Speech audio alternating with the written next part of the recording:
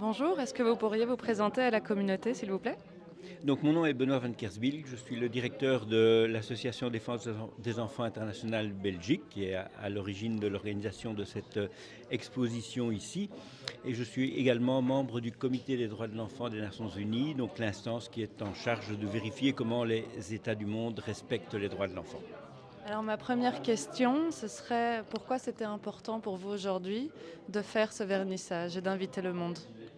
Alors, c'est pas la première opération, on essaye de faire tourner cette exposition depuis déjà plusieurs mois.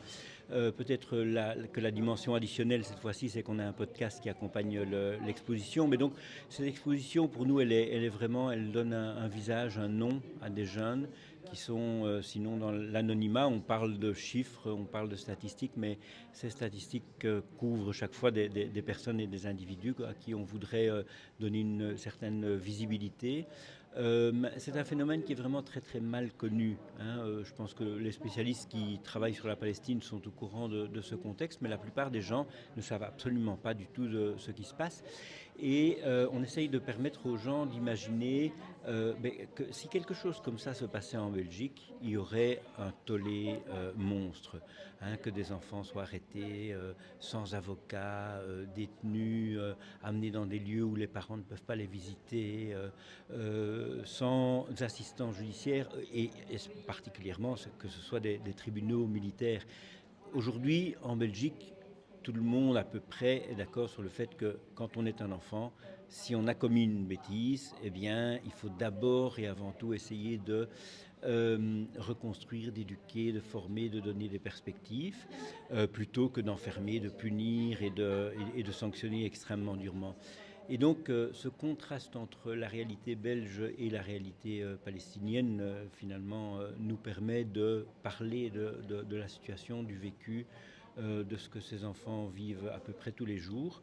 Hein, il faut par exemple se rendre compte que pour les enfants qui sont scolarisés en Cisjordanie, il y a des fortes chances qu'entre leur maison et l'école, ils croisent un certain nombre de patrouilles super armées qui ne parlent pas la même langue qu'eux, qui fait tout pour les intimider.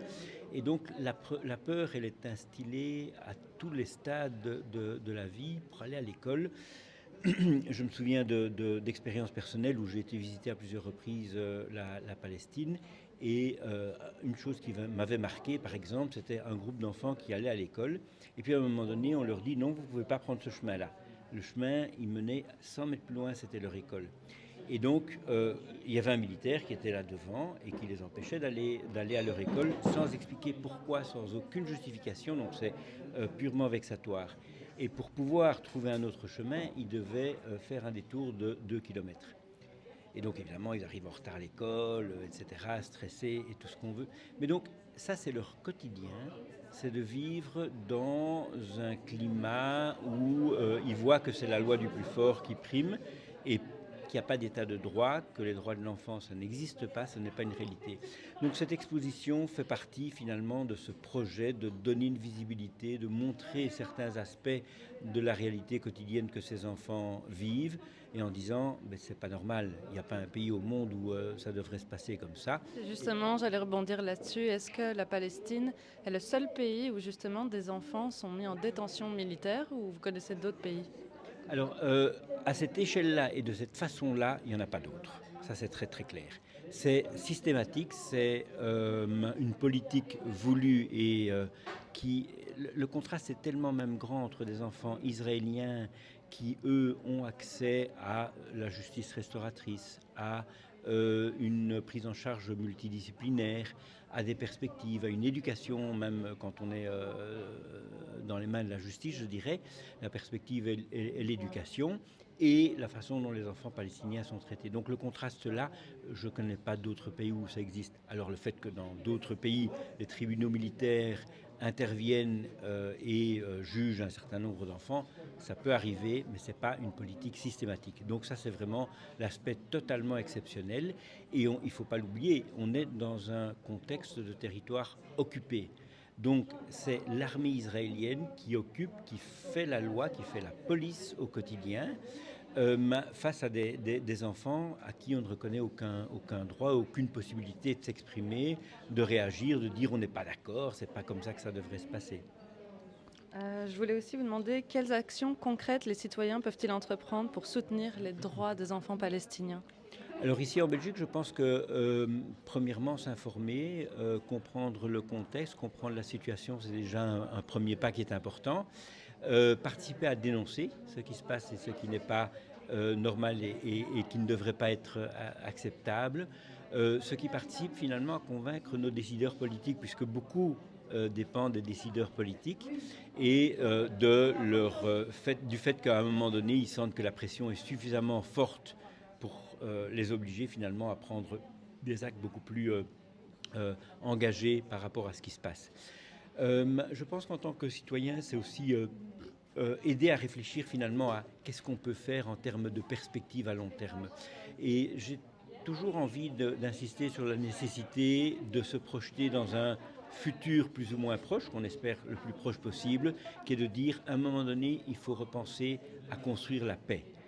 On espère que ce conflit va s'arrêter à un moment donné, mais les enfants auront été tellement traumatisés dans ce contexte qu'il y a un risque énorme que ça recommence dans 2 ans, dans 3 ans, dans 5 ans, et que les enfants qui ont grandi dans ce contexte-là, finalement, n'auront qu'une idée, c'est de se venger.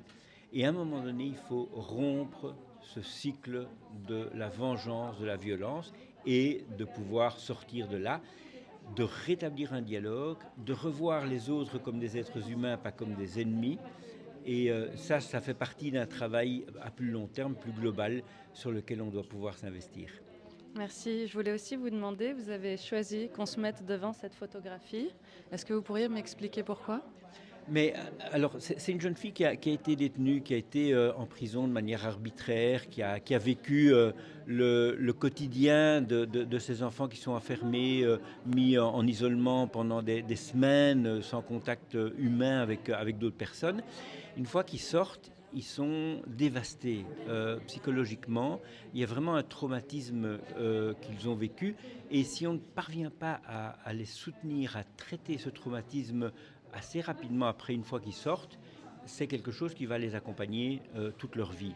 J'ai énormément d'amis et de connaissances en Palestine qui ont été détenus et qui, maintenant adultes, me disent « j'ai pas eu ce soutien psychologique quand je suis sorti de prison et je sens que je traîne ça toute ma vie et c'est un boulet qui m'empêche d'avancer ».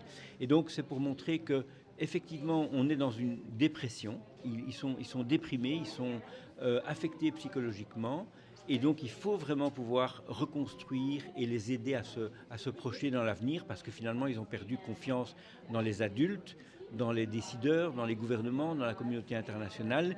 Ils se disent à quoi bon continuer, puisque finalement, la vie ne vaut plus la peine d'être vécue, et donc on doit leur donner d'autres perspectives. Quel serait le mot ou le message que vous auriez aimé que les visiteurs retiennent de cette initiative?